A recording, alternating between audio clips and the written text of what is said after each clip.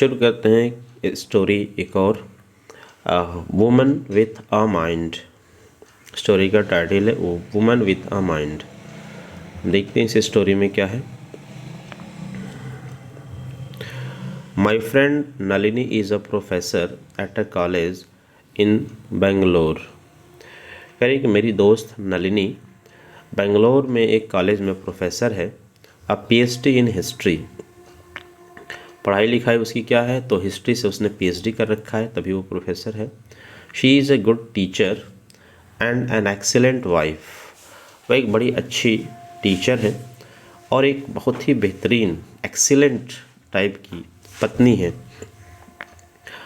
I had not met her for a long time. मैं लंबे समय से उससे मिली नहीं थी। So one day I decided to visit her. इसलिए एक दिन मैंने सोचा कि चल के उससे मिलते हैं। She was excited to see me. वो भी मुझसे मिलने के लिए उत्साहित थी। She was cooking a special meal for her only son. और जब वो कह रही कि मैं पहुंची तो वो अपने इकलौते बेटे के लिए एक स्पेशल मील, अलग स्पेशल खाना बना रही थी अपने बेटे के लिए। Who had return from school, जो अभी स्कूल से वापस आया था। While her son was preparing for the 12th standard exams, her husband Satish, an engineer in an multinational company, was away at work. उस समय जो उसका बेटा था, इकलौता एक बेटा था, वो 12वीं के एग्ज़ाम के लिए तैयारी कर रहा था, यानी 12वीं क्लास में था। और उसके पति, जिनका नाम सतीश है और वो एक मल्टीनेशनल कंपनी में इंजीनियर हैं, वो अपने काम से कहीं बाहर गए हुए थे। So there was enough space and time for us to talk. इसलिए घर में स्पेस भी था और समय भी था बातचीत करने के लिए, यानी कि पति नहीं थे तो घर खाली था, बच्चा अपनी पढ़ाई में था, तो बातचीत करने के लिए पर्याप्त समय भी था और मौका भी था। I haven't seen you around at all Nalini, what is new in life. Sudhamati पूछती हैं कि मैं तुमसे बहुत दिनों से मिली नहीं, तुम्हारे लाइफ में नया क्या चल रहा है। Nothing, I have been busy with Sameer in the 12th standard.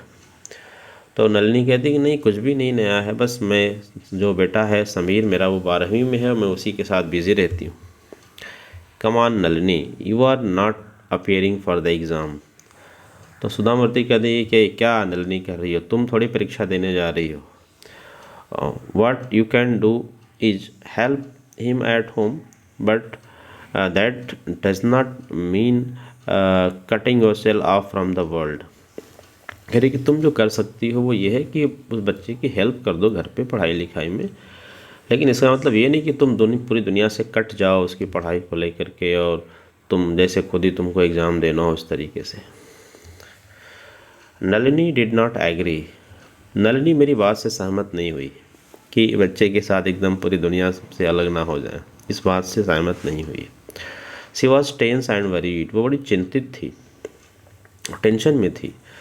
Nalini, what is problem, have you finished with the construction of your house. अब पूछती हैं सुधामूर्ति उसको टेंशन में देख करके, नलिनी क्या बात है, ऐसे इतनी टेंशन में क्यों हो। फिर पूछते हैं कि क्या तुम्हारा घर जो बन रहा था वो बन के कम्प्लीट हो गया। Satish is looking after that. उसका जवाब था कि सतीश देख रहे हैं, यानी घर के जो बनाने का काम है वो सतीश देख रहे हैं अपने हिसाब से। You are planning to buy a new vehicle, what happened. फिर पूछते हैं कि तुम एक नई गाड़ी खरीदने की सोच रही थी, क्या हुआ उसका। Yes, Suresh is planning to buy A scooter rather than a car. तो फिर वो कहते हैं कि हाँ, गाड़ी खरीदने की सोच रहे थे, तो उसके विषय में सुरेश जो है वो एक स्कूटर खरीदने की सोच रहे हैं, कार खरीदने की नहीं सोच रहे हैं, यानी कार नहीं चाहिए, स्कूटर खरीद लेते हैं। I soon realise that all the decision were Satish.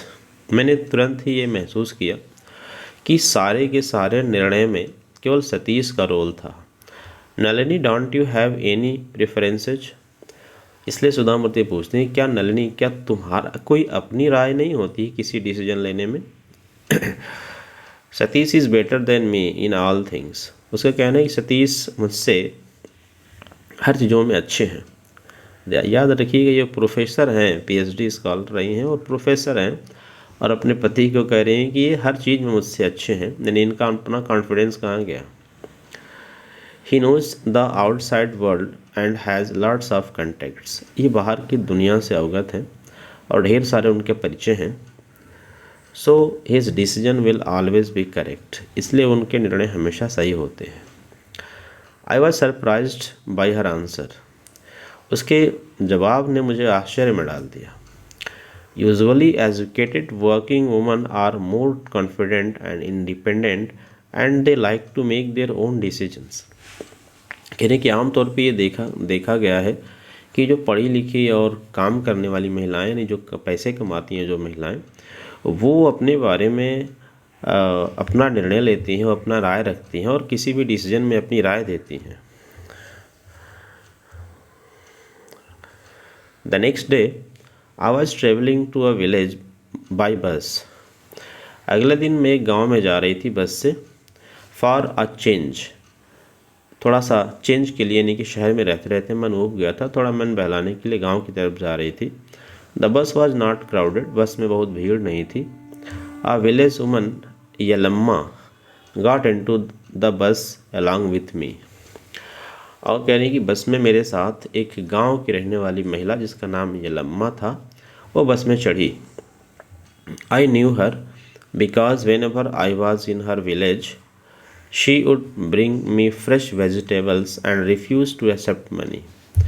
मैं उस औरत को जानती थी क्योंकि जब भी मैं उसके गांव में जाती हूँ या उसके गांव में होती हूँ तो वो यलम्मा मेरे लिए ताज़ी सब्जियां ले आती है और उस सब्जियों के पैसे लेने से वो मना कर देती है। Yellamma was around 35, healthy and cheerful. Yellamma की उम्र लगभग 35 साल की थी। वो हेल्दी दिखती थी और बहुत खुश दिखती थी। Her well-oiled hair was tied in a knot, and a thick black braid mangalsutra rested on her neck. उसके बाल में तेल लगे हुए थे और उसको अच्छे से कंघी करके बांधा गया था और उसके गले में काले मोतियों वाला एक मंगलसूत्र लटक रहा था।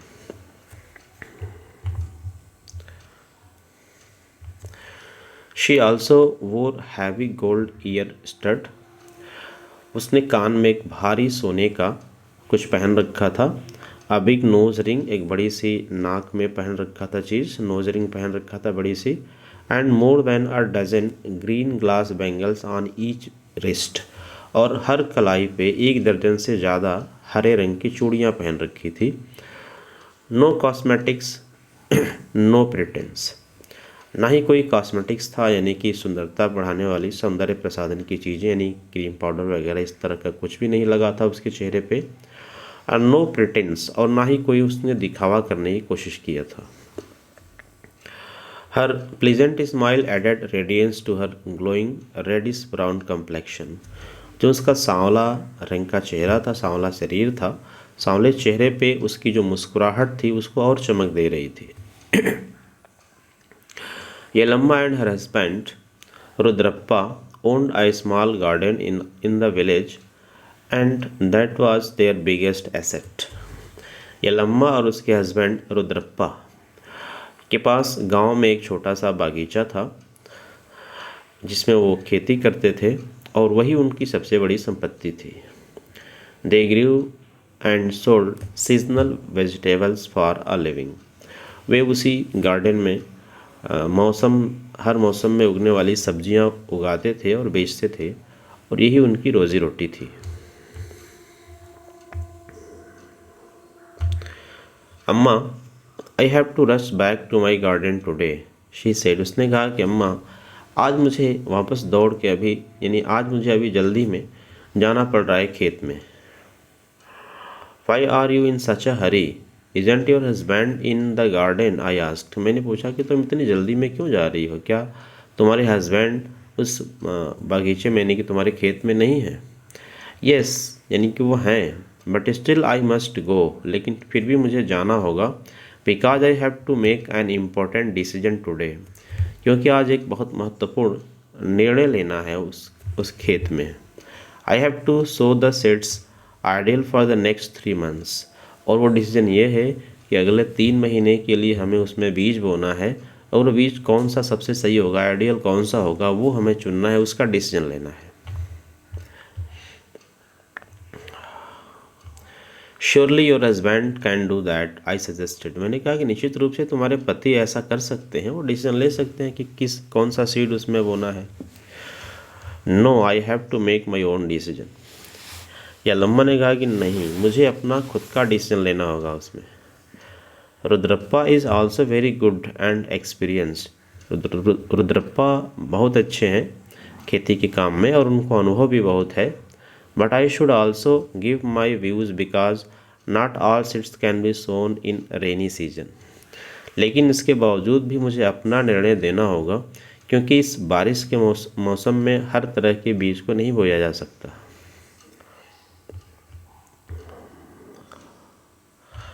I liked her confidence. मुझे उसका इस तरह का कॉन्फिडेंस, जो आत्मविश्वास था, मुझे पसंद आया। Initially when I gave my opinion everyone used to laugh at me. अब यलम्मा बता रही कि शुरुआत में जब मैं यहाँ आई थी शादी करके नया नया, तो जब मैं अपने निर्णय देती थी, कुछ अपने विचार अपना देती थी, तो लोग मेरे पे हंसते थे, यानी यहाँ उसके ससुराल वाले उसके ऊपर हंसते थे। I realized, however, that unless I became assertive, they would not give me any chance to make decision. मैंने महसूस किया, कह रही कि वो यलम्मा कह रही कि मैंने महसूस किया कि जब तक मैं असर्टिव ना हो जाऊँ, यानी कि बिल्कुल ठीक तरीके से सही बात बताने लायक मैं ना हो जाऊँ, तब तक ये लोग मेरी बात सुनेंगे नहीं और मुझ पर इस तरह से हंसेंगे। Without making decisions I would not gain experience. और बिना इस तरह से निर्णय लिए मैं एक्सपीरियंस नहीं कर पाऊँगी, सीख नहीं पाऊँगी किसी चीज़ को अच्छे से। So I started sowing vegetable seed in one corner of the garden. इसलिए लम्मा बताती हैं कि मैंने खुद से कुछ सीड एक खेत के एक कोने में बोना शुरू कर दी, खुद से अकेले अपने हिसाब से। Neither my mother-in-law nor my husband knew that place and I experimented। कह रही कि वो एक ऐसी कोने वाली एकांत में जगह थी जिधर कोई जाता नहीं था। मेरी मदर इन लॉ यानी मेरी सास को भी नहीं पता था कि मैं वहाँ सीड बो रही हूँ, और मेरे हस्बैंड को भी नहीं पता था कि मैं वहाँ पे अपना एक्सपेरिमेंट कर रही हूँ। The first few times they failed but I did not give up. कुछ समय शुरुआत में मैं कई बार वो फेल हुए, यानी कि असफल हुए, मेरे बीज अच्छे नहीं आए, उगे। Eventually I learn which vegetable grieve in which season. उसके बाद भी फिर धीरे धीरे मैंने समझ लिया, सीख लिया कि कौन सी सब्जी का कैसा सीड किस मौसम में बोना चाहिए। Today they respect my ideas and ask me to decide. आज स्थिति ये है कि वो घर वाले, उसके हस्बैंड और उसके ससुराल के लोग आज कह रहे कि उसके बातों का रिस्पेक्ट करते हैं, इज़्ज़त करते हैं और किसी भी डिसीजन में उससे राय मांगते हैं। This year I want to plant carrots and cauliflower. इस साल हम गाजर और फूल गोभी लगाना चाहते हैं। I am sure that the yield will be good and fetch good money. और मुझे विश्वास है कि फसल अच्छी होगी और उससे अच्छी कमाई भी होगी। Though uneducated and untrained, Yellamma was so different from Nalini. कह रहे हैं कि ये यलम्मा उस तरीके से फॉर्मल एजुकेशन इसके पास नहीं था जैसा कि नलिनी के पास था। वो पीएचडी की हुई थी। अनट्रेंड थी, यानी कि इसको उस तरह का प्रशिक्षण नहीं मिला था, ट्रेनिंग नहीं मिली थी जैसा कि नलिनी को मिला था कॉलेज में, यूनिवर्सिटीज़ में। लेकिन फिर भी यलम्मा नलिनी से काफ़ी अलग थी डिसीजन मेकिंग के मामले में, यानी कि नलिनी को अपने पर विश्वास था जबकि नलिनी को अपने ऊपर विश्वास नहीं था, जबकि यलम्मा को अपने ऊपर विश्वास था, कॉन्फिडेंस था पूरी तरीके से। तो एजुकेशन लेना और ना लेना ये तय नहीं करता कि आपकी ज़िंदगी कैसी होगी। हाँ, एजुकेशन से फ़र्क पड़ता है, लेकिन आपका अपना कॉन्फिडेंस, आपका अपना व्यक्तित्व, पर्सनालिटी और अपनी सोच जो है वो डिसाइड करती है कि आप ज़िंदगी में कैसे क्या करते हैं। एजुकेशन ज़रूरी है, पर उस एजुकेशन का सही उपयोग अगर आप नहीं करते तो फिर वो बेकार होने लग जाता है। तो ये रहा एक कहानी। मिलते हैं फिर नेक्स्ट वीडियो में। तब तक के लिए बाय एंड जय हिंद।